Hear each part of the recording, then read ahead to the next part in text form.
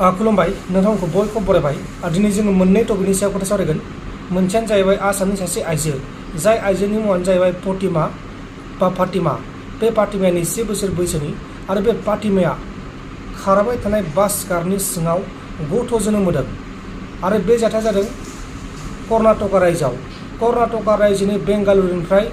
चिक्कामागालुरु ना मा होनो बेसिम थांगासिनो दंमोन गंसे सोरखारि बासजों KRCTC ना मा बास दं मोनसे कर्नाटका रायजोनि जेरै जोंनियाव ASTC दङ बेबायदिनो बिसिनियावबो दङ KRCTC ना मा बेबायदि मोनसे बास दं आरोना बे बासाव बे आइजोआ उदै सानाय जानानै गथ' जोनोम होदों आरो गथ' जोनोम होनायाव बासनि कन्डाक्टर जायनि मुङानो जाहैबाय बासान्ताम्मा बिथाङा हेफाजाब खालामदों बा हाजासे हेफाजाब खालामदों गथ'खौ बहननानै होदों आरो गथ'आ थिगैनो दङ बा मोजाङैनो दङ आरो बिमाया मोजाङैनो दङ बिसोर आसामनिमोन आसामनिफ्राय बिसोरो बेंगालुरुफोराव खामानि मावनो थाङोमोन जाहैबाय खामानि मावनो दंहैयोमोन दा बिसोर बिमा फिसा सानैबो मोजाङैनो दङ जायहा बास कन्डाक्टर बिथाङा बासायदों जाहैबाय बिसोरखौ रैखा खालामदों अब्ला जों दा मोनसे दुखुनांथाव खौरां माखासे कल रेकर्डिं दङ बेखौ खोनासंबानो जाबाय जायबा सन्जय बसुमतारी बेखौ जेब्ला सन्जय बसुमतारीया 6 बोसोरनिमोन अब्लानो बेखौ बिमा बिफाया बा न'खरनि मानसिफोरा अरुणाचलाव एग्रिमेन्ट खालामनानै फरायनो थाखाय दोनहरदोंमोन सासे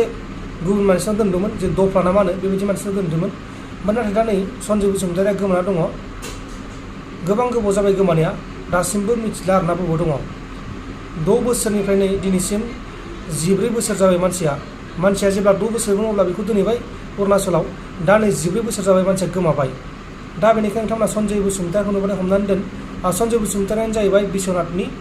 डिस्ट्रिक्टनि सिङाव थानाय जयसिरि ना मा होनो बेखिनिनि नोंथांमोना माखासे रेकर्डखौ खोनासंदो ओमफ्राय आं नोंथांमोना हागौमानि बे भिडिअखौ शेयार खालामदो जयसिरि बै बिश्वनाथ दाथ' आवगाय सनितपुरमोन ना औ दा बिश्वनाथ जाबाय दा बिश्वनाथ जाबाय माने जयसिरि गामिनि माने बालाफारा गामि आरो ओमफ्राय थानाया सुथिया गोलैयो सुथिया पस्ट अफिस बालिजुरि ओमफ्राय गथ'नि सावगारि दं दा गथ'नि सावगारि दंमोन दा नै आं नैबे मबाइल फिसासोना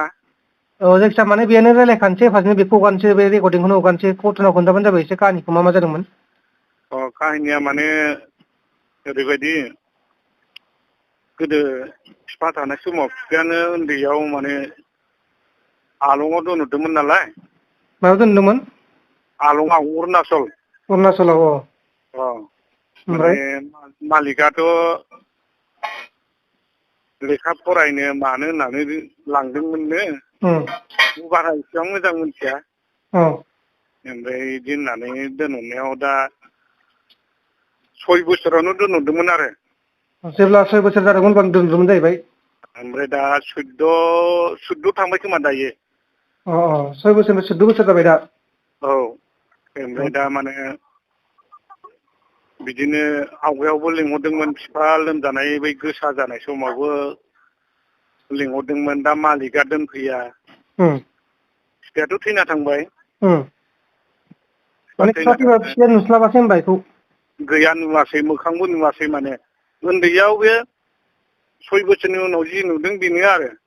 माने 6 बोसोराव सोर दोननाय बिमा बिफायानो दोनदोंमोन आरो ना बिमा बिफायानो दोनहरदोंमोन मानि थाखाय फरायनो थाखाय माने बिसोरो एग्रिमेन्ट लिरलायनानै फरायनो दोनहरनायालाय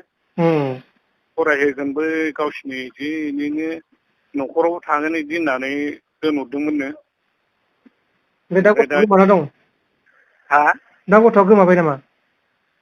दा गथ'आ गोमाबाय माने दाख्लै माने मालिकनो फन हरदोंमोन हरनानै बिदिनो मालिक हिनजावा बिदिनो बुंहरबाय थायो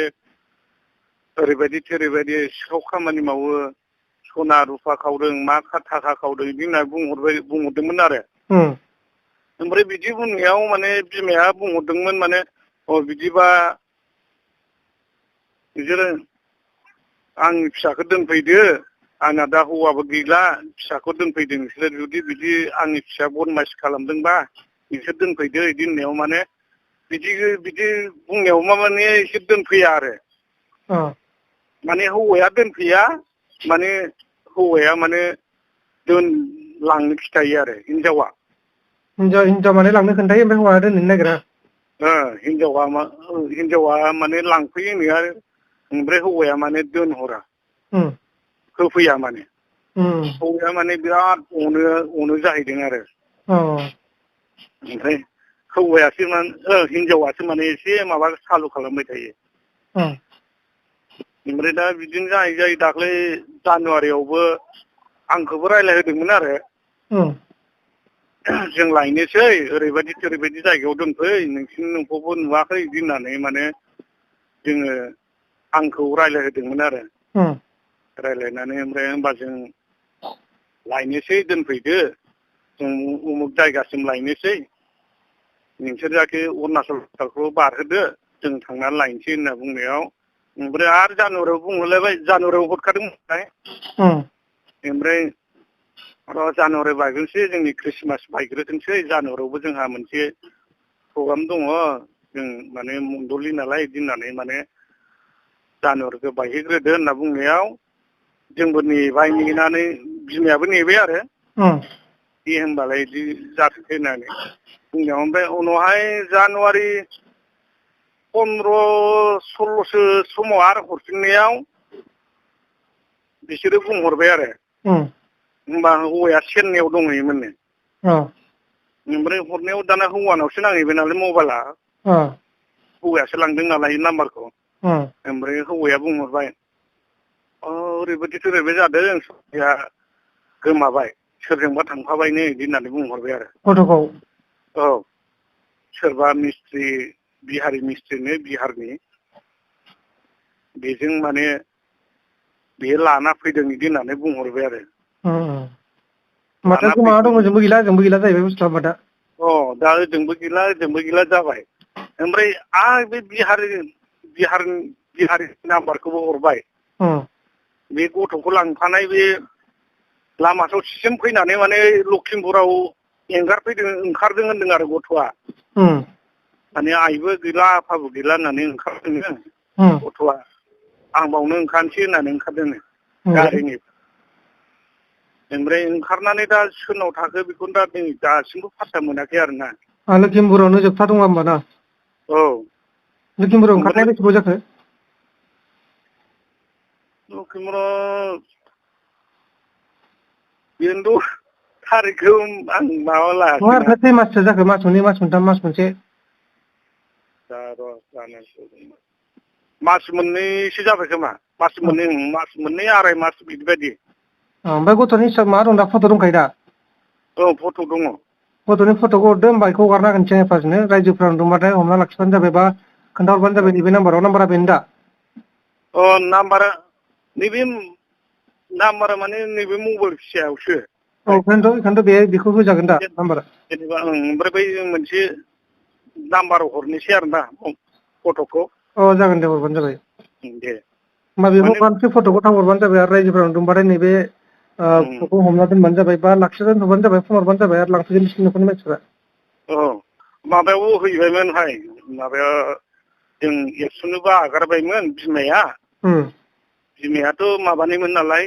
दिखियाजुलिनिमोन नालाय ओमफ्राय दिखियाजुलियाव नैबे माबायाव हाबा जाफैनायमोन नालाय बिमानिखौ हरबानो जाबाय बिमानि फट' दंबा बिमानिखौ हरबानो जाबाय बिमानि ओमफ्राय नै गथ'नि दे ओमफ्राय एक्स'नोबो रिपर्ट हरबायमोन माने दा दिनैसिम माने मोनफैयाखै जाहैदों आरो बैसागोनि सिगां हैदोंमोन माबाखौ एक्स'नोबो माबायाव बाटासियाव